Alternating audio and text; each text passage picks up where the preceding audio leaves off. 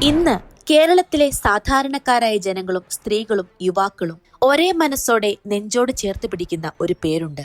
മുഖ്യമന്ത്രി വി.ഡി. സതീശൻ.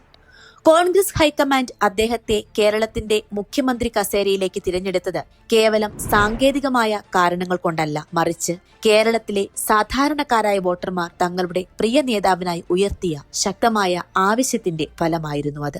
എന്നാൽ ഇന്ന് നാം കാണുന്ന ഈ വലിയ ജനപ്രീതിയിലേക്കും താരപരിവേഷത്തിലേക്കും എത്തുന്നതിനു മുൻപ് വി.ഡി. സതീശൻ എന്ന നേതാവിന് മറ്റൊരു ഭൂതകാലമുണ്ടായിരുന്നു. സ്വന്തം പാർട്ടിയിൽ നിന്നും രാഷ്ട്രീയ ശത്രുക്കളിൽ നിന്നും അദ്ദേഹം കടുത്ത വേട്ടയാടലുകളും വെറുപ്പും നേരിട്ട ഒരു കാലമുണ്ടായിരുന്നു എന്ന സത്യം നാം മറന്നുകൂടാ. UDFനെ വീണ്ടും അധികാരത്തിൽ എത്തിക്കാൻ സതീശന് കഴിയില്ലെന്ന് പലരും വിധിയെഴുതിയ ഒരു സമയമുണ്ടായിരുന്നു. ശശി തരൂരിനെ പോലെയുള്ള ഒരു ആഗോളതലത്തിലുള്ള പ്രമുഖ നേതാവിനെ മുന്നിൽ നിർത്തിയാൽ മാത്രമേ കോൺഗ്രസിന് ഇനി ഒരു രക്ഷയുള്ളൂ എന്ന് പൊതുസമൂഹം പോലും വിശ്വസിച്ചിരുന്നു. എന്നാൽ വി.ഡി. സതീശൻ എന്ന ജനനായകന്റെ രാഷ്ട്രീയ ഗ്രാഫ് കുതിച്ചുയർന്നത് നിലമ്പൂർ ഉപതിരഞ്ഞെടുപ്പോടെയാണ്. PV അൻവറിന്റെ കടുത്ത സമ്മർദ്ദങ്ങൾക്കും ഭീഷണികൾക്കും മുന്നിൽ ഒട്ടും പതറാതെ വിട്ടുവീഴ്ചയില്ലാത്ത ശക്തമായ നിലപാടാണ് അന്ന് സതീശൻ സ്വീകരിച്ചത്. മുന്നണിയിലെ പ്രധാന ഘടകകക്ഷിയായ മുസ്ലിം ലീഗ് പോലും അൻവറിന് അനുകൂലമായ നിലപാടെടുത്തപ്പോൾ സതീശൻ തന്റെ തീരുമാനത്തിൽ ഉറച്ചുനിന്നു. ഒടുവിൽ ആര്യാടൻ ഷൗക്കത്തിനെ കോൺഗ്രസ് സ്ഥാനാർത്ഥിയാക്കി 10,000-ലധികം വോട്ടുകളുടെ വൻ ഭൂരിപക്ഷത്തിൽ വിജയിപ്പിച്ചെടുത്തതോടെ വി.ഡി. സതീശൻ കേരള രാഷ്ട്രീയത്തിൽ നിലപാടുകളുടെ രാജകുമാരൻ എന്ന പേരിൽ അറിയപ്പെടാൻ തുടങ്ങി. എന്നാൽ ആ തിളക്കവും സന്തോഷവും അധികനാൾ നീണ്ടുനിന്നില്ല. സതീശന്റെ മുന്നിലെ അടുത്ത വലിയ പരീക്ഷണം സ്വന്തം പാർട്ടിയിൽ നിന്ന് തന്നെയായിരുന്നു. യൂത്ത് കോൺഗ്രസിന്റെ സംസ്ഥാന അധ്യക്ഷനും കോൺഗ്രസ് പാർട്ടിയുടെ ഏറ്റവും മൂർച്ചയേറിയ നാവുമായിരുന്ന രാഹുൽ മാങ്കൂട്ടത്തിനെതിരെ പെട്ടെന്നാണ് ലൈംഗിക ആരോപണ കേസുകൾ ഉയർന്നുവരുന്നത്. ചലച്ചിത്ര നടിയും ചാനൽ അവതാരകയുമായ റിനി ആൻ ജോർജാണ് രാഹുൽ മാങ്കൂട്ടത്തിനെതിരെ ആദ്യമായി രംഗത്തു വന്നത്. തുടക്കത്തിൽ അവർ രാഹുലിന്റെ പേര് നേരിട്ട് പറഞ്ഞിരുന്നില്ലെങ്കിലും താൻ ഉദ്ദേശിക്കുന്നത് രാഹുലിനെയാണെന്ന് സാമാന്യ വിവരമുള്ള ഏതൊരു മലയാളിക്കും എളുപ്പത്തിൽ മനസ്സിലാക്കാവുന്ന രീതിയിൽ കൃത്യമായ സൂചനകളാണ് അന്ന് റിനി നൽകിയത്. എന്നാൽ തനിക്ക് നേരിടേണ്ടി വന്ന പ്രയാസങ്ങൾക്കെതിരെ റിനി പോലീസിൽ ഔദ്യോഗികമായി പരാതി നൽകാതിരുന്നത് ജനങ്ങൾക്കിടയിൽ അവരുടെ വിശ്വാസ്യത കുറയാൻ കാരണമായി. അതോടൊപ്പം തന്നെ രാഹുലിനെതിരെ പിന്നീട് വന്ന പല കേസുകളിലെയും പരസ്പര വിരുദ്ധമായ കാര്യങ്ങളും സംശയങ്ങളും ജനങ്ങൾക്കിടയിൽ രാഹുലിന് അനുകൂലമായ ഒരു സഹതാപതരംഗം സൃഷ്ടിക്കുകയും ചെയ്തു. എങ്കിലും ഇത്തരം സ്ത്രീ വിഷയങ്ങളെ രാഷ്ട്രീയ ആയുധമാക്കാൻ കഴുകനെ പോലെ കാത്തിരുന്ന അന്നത്തെ ഭരണകൂടവും പോലീസും ഈ അവസരം കൃത്യമായി ഉപയോഗിച്ചു. പരാതിക്കാരെ തേടി പോലീസ് അവരുടെ വീടുകൾ കയറിയിറങ്ങി. ഒടുവിൽ രാഹുലിനെ ജയിലിലടച്ചു. ഈ ഘട്ടത്തിൽ വി.ഡി. സതീശൻ എടുത്ത കടുത്ത നിലപാട് സ്വന്തം പാർട്ടിയെപ്പോലും ഞെട്ടിക്കുന്നതായിരുന്നു. ലൈംഗികാരോപണം നേരിടുന്ന രാഹുലിനെ പാർട്ടിയിൽ നിന്നും യൂത്ത് കോൺഗ്രസ് അധ്യക്ഷ സ്ഥാനത്തു നിന്നും പൂർണ്ണമായി മാറ്റി നിർത്തണമെന്ന് സതീശൻ വാശി പിടിച്ചു. ഇതിന്റെ പേരിൽ സതീശനെതിരെ സോഷ്യൽ മീഡിയയിൽ സമാനതകളില്ലാത്ത കടുത്ത സൈബർ ആക്രമണമാണ് ഉണ്ടായത്. സതീശൻ സ്വന്തം പാർട്ടിയെ ഒറ്റക്കൊടുത്തുവെന്നും CPMനെ സഹായിക്കുകയാണെന്നും പരക്കെ ആക്ഷേപമുയർന്നു. സ്ത്രീകൾ അടക്കമുള്ളവർ സതീശനെ കടുത്ത ഭാഷയിൽ അധിക്ഷേപിച്ചു. എന്നാൽ അന്ന് മാധ്യമങ്ങൾക്ക് മുന്നിൽ സതീശൻ നെഞ്ചുവിരിച്ചു നിന്ന് പ്രഖ്യാപിച്ചു, കേരളക്കര ഒന്നാകെ അറബിക്കടൽ പോലെ അലയടിച്ചു വന്നാലും എന്റെ ഈ നിലപാടിൽ നിന്ന് ഞാൻ ഒരിഞ്ചും പിന്നോട്ടില്ല. അധികാര കസേരയല്ല, മറിച്ച് രാഷ്ട്രീയ ധാർമ്മികതയും മൂല്യങ്ങളുമാണ് വലുതെന്ന സതീശന്റെ ഉറച്ച നിലപാടായിരുന്നു അത്. ഇതിനുശേഷം കേരളത്തിലെ 140 മണ്ഡലങ്ങളിലും വി.ഡി. സതീശൻ നടത്തിയ പുതുയുഗയാത്ര കേരള രാഷ്ട്രീയ ചരിത്രത്തെ തന്നെ മാറ്റിമറിക്കുന്നതായിരുന്നു. വിവാദങ്ങളുടെ പിന്നാലെ പോകാതെ ഭാവി കേരളത്തിന്റെ വികസന കാഴ്ചപ്പാടുകൾ ജനങ്ങളുമായി നേരിട്ട് പങ്കുവച്ച് അദ്ദേഹം പൊതുസമൂഹത്തിന്റെ വലിയ വിശ്വാസം ആർജിച്ചെടുത്തു. മറുവശത്ത് വേട്ടയാടപ്പെട്ട രാഹുൽ മാങ്കൂട്ടത്തിലും നിശബ്ദനായി ഇരുന്നില്ല.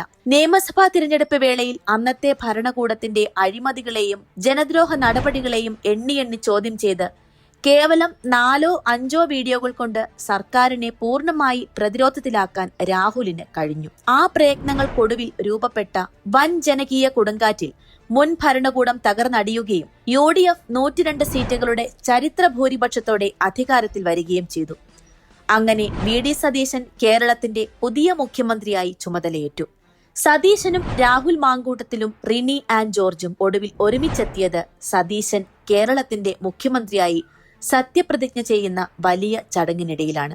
ലക്ഷക്കണക്കിന് മനുഷ്യർ ഒഴുകിയെത്തിയ ആ മഹാവേദിയിലേക്ക് താൻ കാരണം ഒരു യുവ നേതാവിന്റെ രാഷ്ട്രീയ ജീവിതം തകരാൻ ഇടയായതിൽ പങ്കാളിയായ റിനി ആൻ ജോർജ് കടന്നുവന്നു.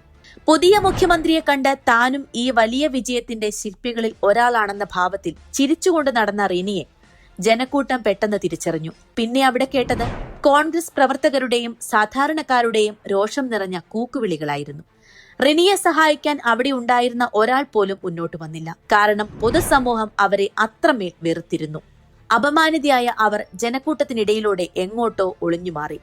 എന്നാൽ തൊട്ടു പിന്നാലെ ആ വേദിയിലേക്ക് വന്നത് റിനി വില്ലനാക്കി മാറ്റിയ സകലതും നഷ്ടപ്പെട്ട രാഹുൽ മാങ്കൂട്ടത്തിലായിരുന്നു. ജനം അദ്ദേഹത്തെ ഇരുകൈയും നീട്ടി ആവേശത്തോടെ സ്വീകരിച്ചു. ഭയമില്ലാതെ പിണറായി വിജയന്റെ മുഖത്ത് നോക്കി സംസാരിച്ച ആ ചെറുപ്പക്കാരന്റെ രാഷ്ട്രീയ ഭാവി ഇല്ലാതാക്കാൻ നോക്കിയവർക്കുള്ള ജനങ്ങളുടെ ശക്തമായ താക്കീതായിരുന്നു ആ വൻ സ്വീകരണം. ഒരാൾക്ക് ഒന്നിലേറെ പ്രണയങ്ങൾ പാടില്ല എന്ന് എവിടെയും പറയുന്നില്ലെന്നും പരസ്പര സമ്മതത്തോടെ പ്രായപൂർത്തിയായവർ ബന്ധങ്ങളിൽ ഏർപ്പെടുന്നതിൽ യാതൊരുവിധ തെറ്റുമില്ലെന്നും ഇന്നത്തെ കേരള ജനത വിശ്വസിക്കുന്നുണ്ട്.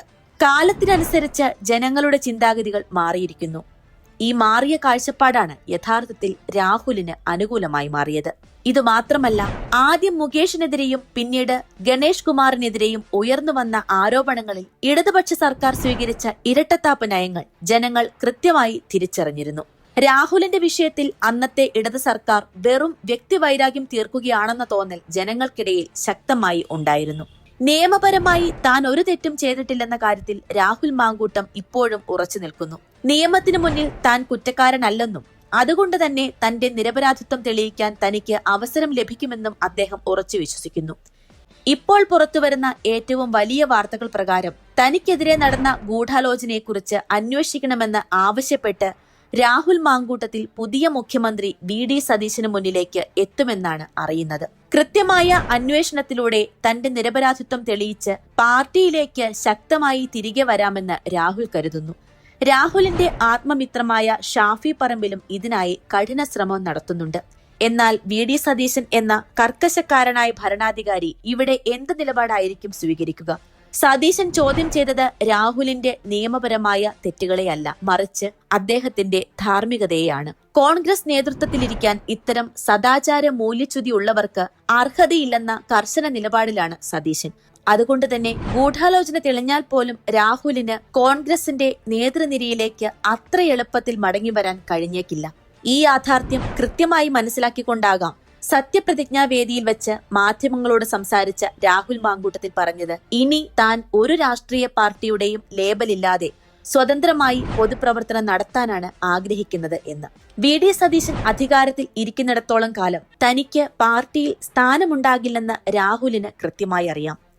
CPM-ൽ പണ്ട് VS അച്യുതാനന്ദൻ ചെയ്തതുപോലെ സ്വന്തം പാർട്ടിയിലെ ഗ്രൂപ്പ് സമവാക്യങ്ങളെ പോലും വെല്ലുവിളിച്ച് വലിയ ജനപിന്തുണയോടെ VD സതീശൻ എന്ന ജനപ്രിയ നായകൻ മുന്നോട്ട് കുതിക്കുമ്പോൾ രാഹുൽ മാങ്കൂട്ടത്തിൽ എന്ന യുവ നേതാവ് കോൺഗ്രസ് രാഷ്ട്രീയത്തിൽ അപ്രസക്തനാവുകയാണോ എന്ന വലിയൊരു ചോദ്യമാണ് ഇപ്പോൾ പൊതുസമൂഹം ഉയർത്തുന്നത്.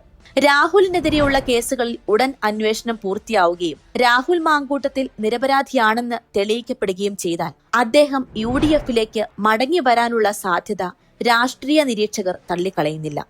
പണ്ട് കീരിയും പാമ്പുമായിരുന്ന PV അൻവറും VD സതീശനും ഒന്നിച്ച് വേദി പങ്കിട്ട ചരിത്രം അവർ ഇതിന് തെളിവായി ചൂണ്ടിക്കാണിക്കുന്നു.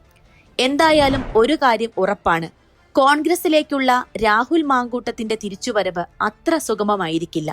വർഷങ്ങൾ നീണ്ട വലിയ കാത്തിരിപ്പിനും അഗ്നിശുദ്ധിക്കും ഒടുവിൽ മാത്രമേ അദ്ദേഹത്തിന് അതിനുള്ള ഒരു അവസരം പോലും ഉണ്ടാകൂ എന്നാണ് രാഷ്ട്രീയ നിരീക്ഷകരുടെ വിലയിരുത്തൽ. കൂടുതൽ രാഷ്ട്രീയ വിശകലനങ്ങൾക്കും വീഡിയോകൾക്കുമായി ചാനൽ സബ്സ്ക്രൈബ് ചെയ്യുക.